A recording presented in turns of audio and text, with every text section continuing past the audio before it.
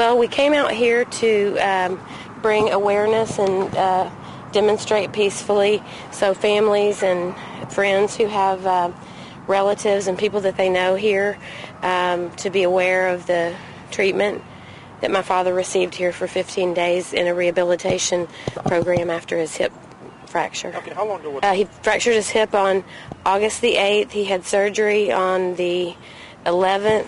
He was released to this facility on the 19th, and he passed away after a 911 call that they made on September 3rd for respiratory distress. I thought that the whole way that they treated patients and the threats that they made in front of family and friends, and they told my dad after he fell out of the bed that they were going to whip him, and then they told me that that was just something that they kind of joke with patients and say as if they were talking to a child.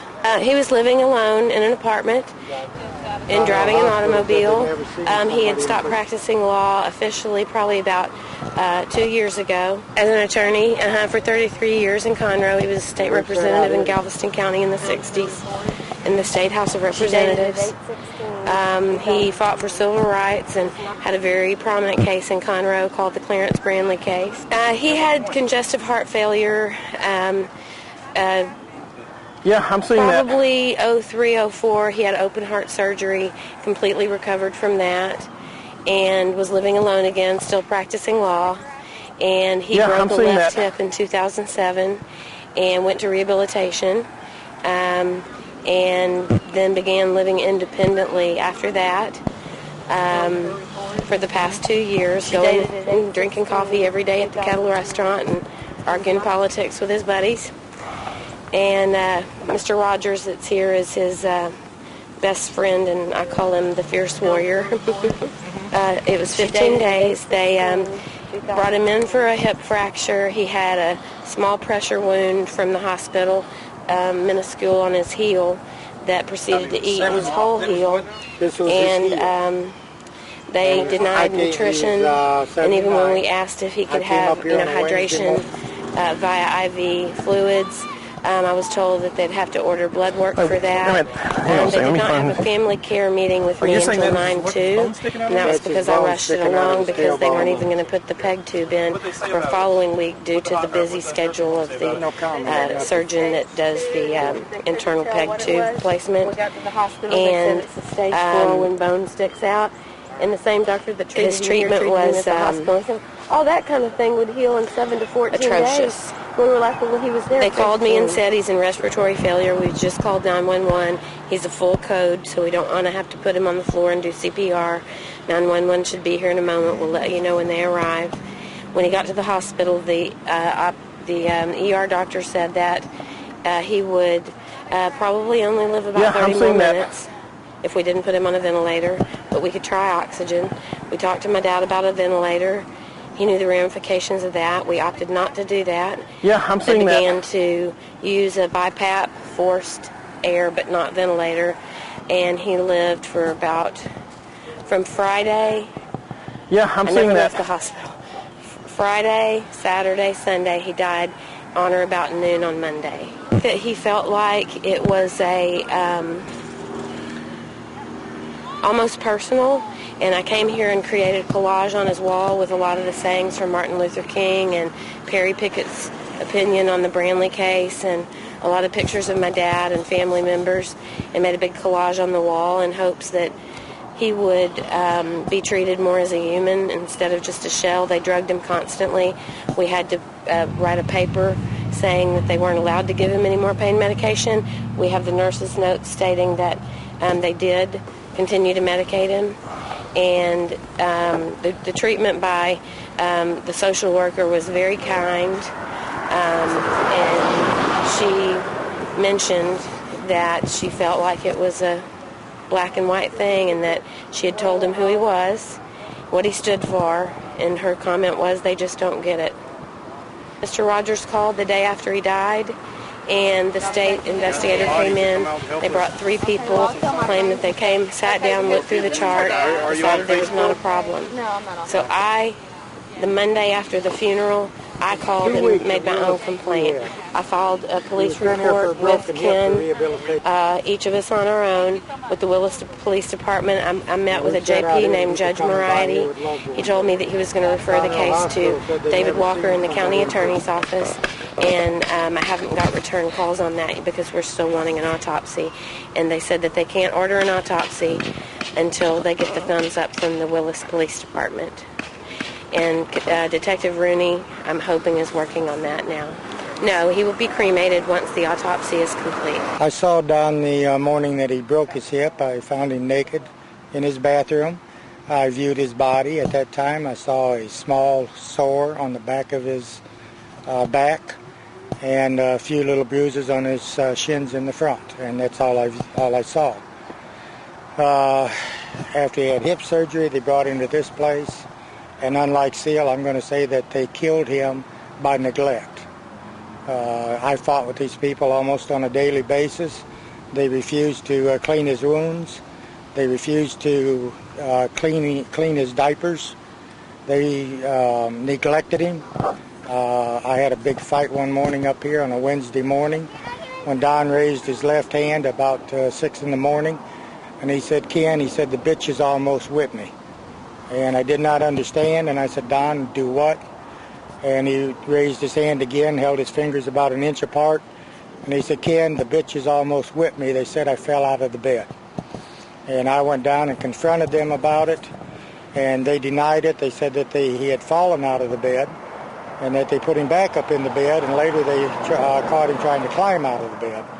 Now, this man had 2 broken hips. He could not move his legs, could not move his butt. He just laid flat on his back. When I came back at 6 o'clock that evening to visit him, he was in the exact same position. His heel was laying on the bed rail with blood and yellow stuff oozing out all over the sheets. I asked them to fix that, and they said they would. When I came back that night, he was laying in the same position. Heel still, just stuff running out of it and so forth. I went down and talked to them. They finally sent a girl up there, and I told her, I said, you got to get his heel off of the end of that bed.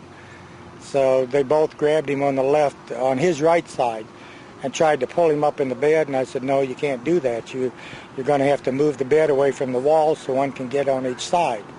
And the girl said, the bed don't move, and I said, sure it does. It's an old style bed. You got to crank the wheels down on the end of it.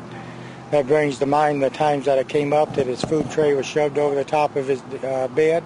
He was laid in the prone position. No way could he feed himself or eat or anything else. I'd go down and complain. I had many, many arguments. One night they threatened to call the police because Don wanted some macaroni salad, so I asked the lady to bring him some macaroni salad. Don had it in his left hand. He had the fork in his right hand. Was trying to eat 3 or 4 pieces at a time. 3 ladies came in and attacked me, and they tried to take the macaroni out of his hand. And it became very ugly when I threatened them and told them they'd have to go through me to get the man's macaroni. So then they called the daughter and told the daughter they were going to call the Willis Police Department on him. And when I found out, I said, yeah, that's a good idea. Let's get a report on it. So they never did follow up with it. But that was almost 14 days. I was up here almost every day, sometimes 2 or 3 times a day. And it was always a conflict of not getting his diapers changed.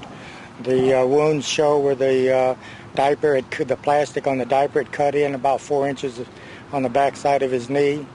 One day at lunch, I knew Don had went to the bathroom. I went down and asked them to please change him because he was embarrassed. You could smell it and so forth. And the lady told me, no, he's incontinent. And I said, yeah, so what?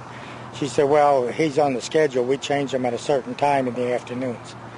And I said, no. I said, I changed my babies whenever they got wet or whenever they went. They were changed immediately, and that's what the elderly should get the same care. So in summary, I'm going to say they killed the man. If not intentionally, they did it by neglect.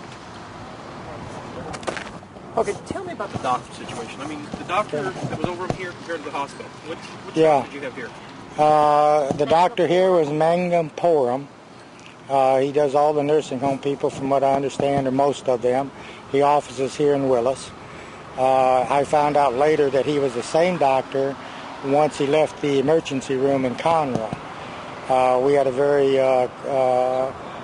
very frank discussion in the room one day, and he said those sores are nothing, that they could heal up in 7 days. And I said, well, ain't that funny? He's been under your care for 15 days, and they did nothing but get worse. I asked to see the x-ray that they took on Thursday, the day before he went to Conroe, the emergency room. And that x-ray said that his lungs were clear and that his heart was normal. Instead of bringing in the x-ray, he brought in the radiologist report. I looked at it, handed it to his daughter, and her immediate reaction, she said, "This ain't my dad." And he said, "Oh yeah, it's your dad, it's say Don Brown." And Seal said, "No, this is not my dad. My dad had lung surgery and had part of his lung removed, and this says the lungs are normal and clear." And she said, besides that, the radiologist report says his heart is normal. And she said, "No, my dad has had an enlarged heart for years." And the doctor's response is, "No, it say Don Brown right there." And at that time, I didn't care if it said Jack Rabbit, Now, what happened at the hospital? Was it the same doctor at the hospital, the ER then, or what? No, the ER was a different doctor. The doctor in the ER said that it was the worst case of pneumonia he had ever witnessed, that the lungs were completely full. He also said that he had never seen bruises on a person like this before, and sores. He did everything possible. He started on 5 bags of antibiotics because his body was totally racked with infection. And from there, when he went up to the room, I later found out that that doctor was the same doctor that treated him here. The same doctor that treated him here is the one that signed the death certificate of normal causes. So when I asked the JP for an autopsy through the DA's office, the response I got was they couldn't do it because he lived more than 24 hours, and that the doctor signed off on the death as being a regular death. And the fact that it was the same doctor covering up his same stuff didn't matter. Which doctor signed off on the death? Mangum-Porum. It's the same one that worked on him? Same one that worked on him here. Same doctor, and he signed it off as normal and covered his own tracks. Okay. So now he's basically, they're just waiting to get... Yes, Metcalf has been gracious enough to tell us that they would hold the body as long as possible until we could get an autopsy done. So far, the DA's office and the Justice of the Peace office has refused to do so. Who have you talked to at the DA's office? DA's office was the second in command. I can't tell you his name offhand, but yeah. But he was very nice, and he just said that he talked to the JP, and the JP said no because it was the same doctor, because the doctor had signed off normal death and that he lived more than 24 hours. In an attempt to circumvent that, Seal came and talked to Judge Moriarty up here. I talked to him on phone, and a very, very nice man, and he said if he could find one reason that he would go ahead and order the autopsy for us. However, the Willis Police Department has been sitting on it. I did a complaint form with Willis Police Department 1 week ago tomorrow on Sunday. Hang on a second.